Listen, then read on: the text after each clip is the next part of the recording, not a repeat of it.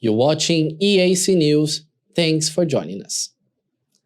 Saudi Arabia waived its requirement for visitors to be fully vaccinated to allow soccer players from Spain to compete in the Spanish Super Cup on Saudi soil. Full vaccination is mandatory to enter the kingdom, according to guidelines on the government website.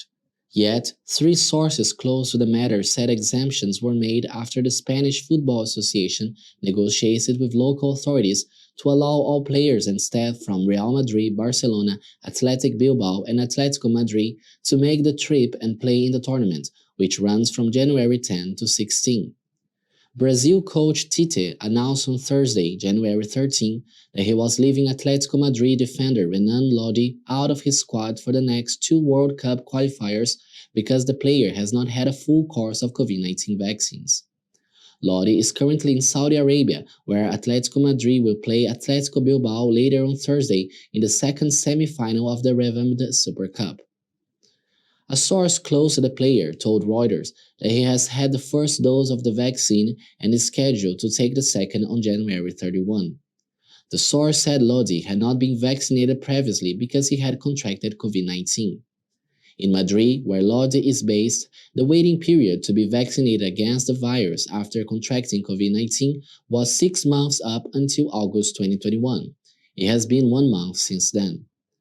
Lodi tested positive for COVID-19 in April 2020. Saudi authorities have not responded to a request for comment.